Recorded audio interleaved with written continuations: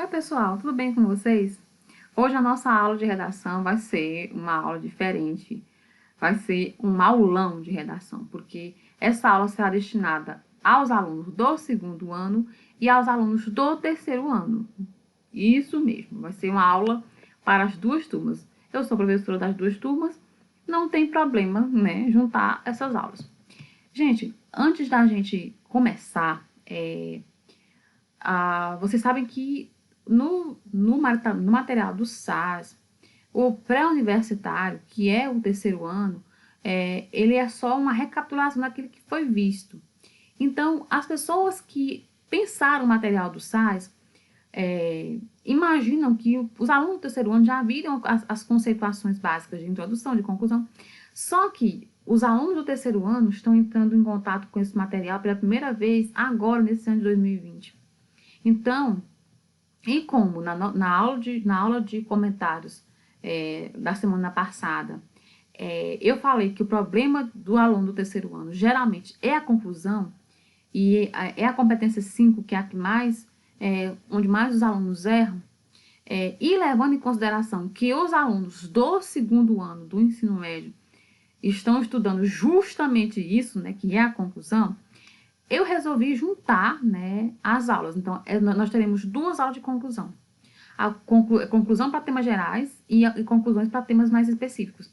E eu vou dar essas duas aulas para o segundo ano e para o terceiro ano. Lembrando que só o segundo ano precisará fazer as atividades do capítulo. E o terceiro ano fará para mim uma proposta de redação, né, de um tema que eu vou escolher, com base no que foi exposto aqui, tá bem? Então, o capítulo 5, né, do livro 1 do segundo ano, aliás, do livro 2 do segundo ano, vai falar da conclusão, né? E a conclusão com propostas para temas mais gerais. Então, a conclusão, fase final do texto dissertativo argumentativo, geralmente ocupa o último parágrafo ou os dois parágrafos, né? Os dois últimos parágrafos. Nessa etapa, os argumentos anteriores expostos devem ser devidamente sintetizados e a ideia central do texto deve ser explicitada. É essencial lembrar que a elaboração de um texto desse tipo exige uma postura cidadã, ou seja, a discussão sobre o assunto deve pautar-se no bem comum, na coletividade e nos ideais de liberdade e igualdade próprios do Estado Democrático de Direito, que é o Estado em que nós vivemos. O Brasil não é um país de regime ditatorial, nós vivemos numa democracia. Logo, os princípios de igualdade e coletividade devem ser respeitados. Por esse motivo, fere à cidadania a sugestão de medidas como fechamento do Congresso e intervenção militar, correto? E vocês não querem ferir os direitos humanos porque vocês vão ser penalizados por isso, ok, meus caros? Continuando. Objetivo. Nós só temos um objetivo, né? É conhecer e compreender as possibilidades de conclusão de textos que abordem temas gerais. Continuando, não tem fórmula mágica. Já falei para vocês que redação é escrita e reescrita, mas a gente vai dar aqui alguns macetes para vocês. Embora não haja uma fórmula específica, existem procedimentos muito utilizados para concluir textos dissertativos argumentativos que abordem questões mais gerais, ou seja, que não tenham uma solução concreta, efetiva, como exige o Enem. Eis alguns exemplos. Aí, aqui são alguns exemplos da maneira que você pode organizar essa conclusão. Então, tem a conclusão resumo, que o autor faz um recurso dos aspectos que abordou no desenvolvimento do texto e procura responder à questão da proposta. Entretanto, não se deve reproduzir os argumentos totalmente, pois isso torna o texto repetitivo.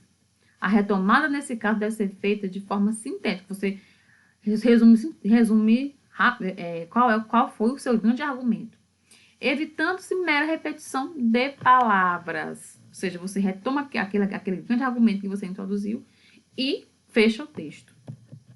Projeções futuras. Eu até falei com vocês mas foi numa aula só de introdução, né? Durante a análise do tema, principalmente quando se trata de uma problemática atual, a dissertação pode basear-se em dados passados e presentes, identificando causas, fazendo paralelo histórico, traçando históricos de comparação, ou seja, você compara o que foi vivido no passado e como é que está no presente, você faz uma comparação. Dessa forma, abre-se espaço para perspectivas futuras relacionadas aos problemas que podem envolver uma proposta de solução ou apenas uma projeção hipotética, tá, gente? Aí nós temos o gênero genérico e o gênero específico. Outro aspecto relevante que eu até falei para vocês naquela aula que eu estou retomando é da frase de conclusão e sua ligação com a forma como o tema foi introduzido. Ou seja, para a introdução genérica, conclusão genérica. Para a introdução específica, conclusão específica. Isso é bem lógico e a gente vai estudar isso mais a fundo, mas a gente tem que deixar claro para vocês. E aí, gente, a gente tem, né, e agora essa aqui é a parte da aula mais voltada para o terceiro ano, a bendita proposta de intervenção, que é o que mais tira o sossego dos alunos do terceiro ano. Vamos pensar. O aluno do terceiro ano, ele estudou filosofia, estudou sociologia, e a gente imagina que ele leu bastante, né? Inclusive, você do terceiro ano, vocês têm que ler, vocês têm que pesquisar, escrever, reescrever. E aí, você não vão saber, você não vão ter um spoiler sobre qual é o tema da redação. E também não adianta, eu não sou muito adepta da questão de tentar adivinhar qual é o tema da redação do ano. O que você tem que fazer é você ler, estar sempre muito bem informado sobre os assuntos, ler, né, boas fontes, né, contestar essas fontes e tentar criar uma proposta que seja muito desvinculada de questões muito ideológicas, muito arraigadas, para que você seja uma pessoa centrada no seu fazer textual. E aqui a gente tem algumas dicas, né, para essa proposta de intervenção, que tem que estar presente na conclusão. Não fique preocupado em apresentar uma solução final. Isso não é, né, a solução. A banca de correção do Enem não cobra uma solução para o problema, mas sim uma intervenção. Ou seja, você não vai chegar lá com a cura do câncer, com a vacina para o Covid-19. Você vai, embora se ocorrer, seria maravilhoso. Mas você vai trazer uma intervenção, né?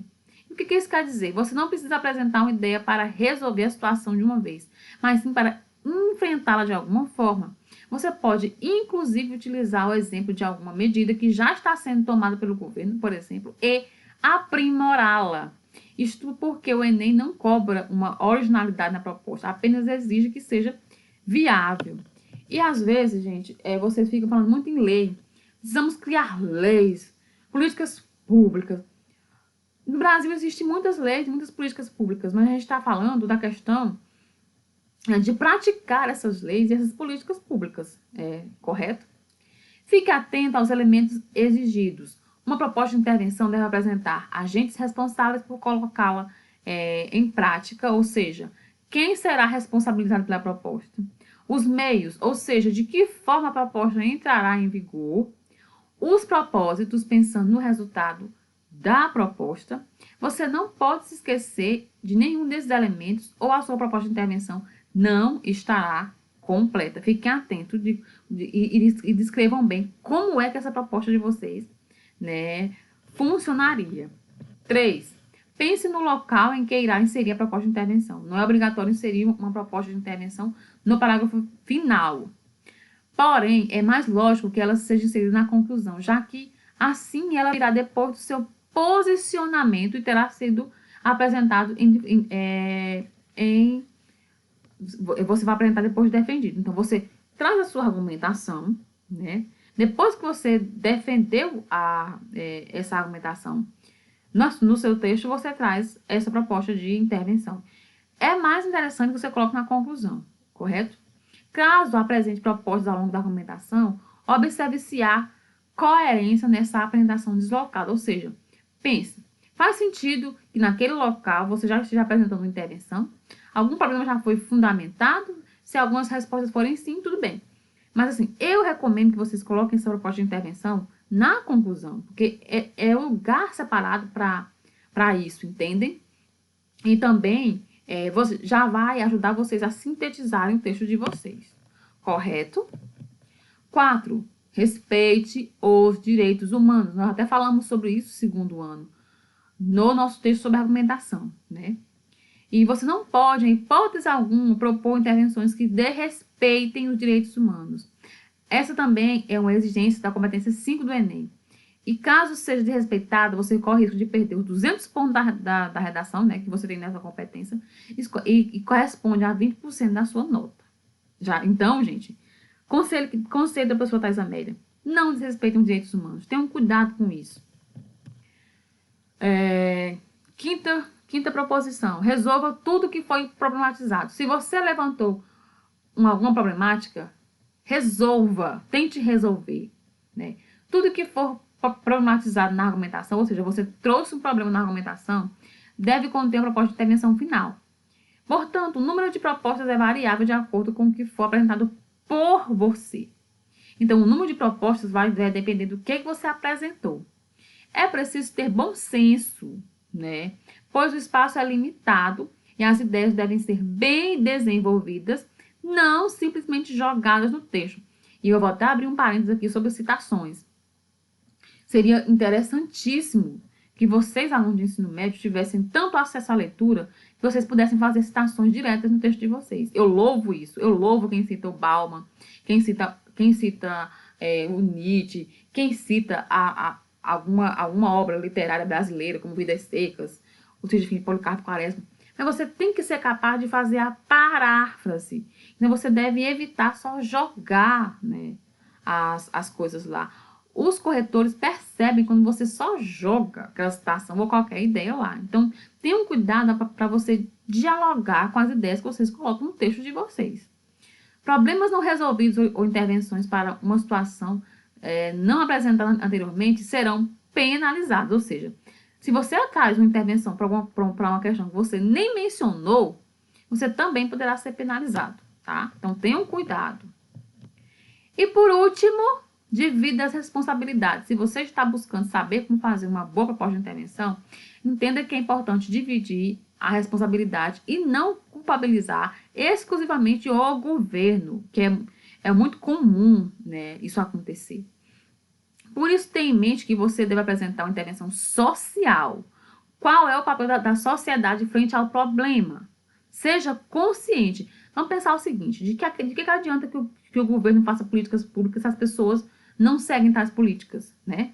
Então, pense mais socialmente do que politicamente. Governo, ONGs, mídias, indivíduo, família, escola e sociedade. Procura aprofundar seu conhecimento sobre cada uma dessas esferas. Por exemplo, os vários órgãos governantes e suas funções para designá-los de forma direcionada, ok? Não adianta culpar só o governo. Todos nós temos que fazer a nossa parte. E aí, eis aqui as referências que eu utilizei para dar essas dicas para vocês de proposta de intervenção, né? E aí a gente vai continuar com essa aula na próxima aula, no término de conclusão. Se vocês tiverem dúvidas, por favor, entrem em contato. Vocês do terceiro ano, gente, é o momento de vocês fazerem redações. Na próxima semana eu vou intensificar, né, essa questão de passar redações para vocês. E vocês do segundo ano, esperem a próxima aula. Na próxima aula eu vou terminar essa parte da conclusão. Vocês farão as atividades. E o terceiro ano vai fazer para mim uma proposta de intervenção em um tema de redação que eu darei. Já sabem, não guardem dúvidas. Se estiverem com dúvidas, entrem em contato. Pode ser por aqui, pelos comentários. Pode ser no nosso grupo. Pode ser no privado, no meu WhatsApp. Vocês que sabem. Se você do terceiro ano tem alguma redação que queira que eu corrija, ótimo. Tem algum de vocês que estão me perguntando se podem mandar. Podem sim, tá bom? Pratiquem, otimizem esse tempo de vocês nessa quarentena. Tornem essa quarentena uma quarentena proveitosa. Organize uma rotina de estudos, né? Porque o Enem foi adiado, mas só até dezembro, então vocês vão ter que enfrentá-los. E, né, a nossa aula de hoje era isso. Um grande abraço. Qualquer coisa, entre em contato e até a nossa próxima aula. Tchau!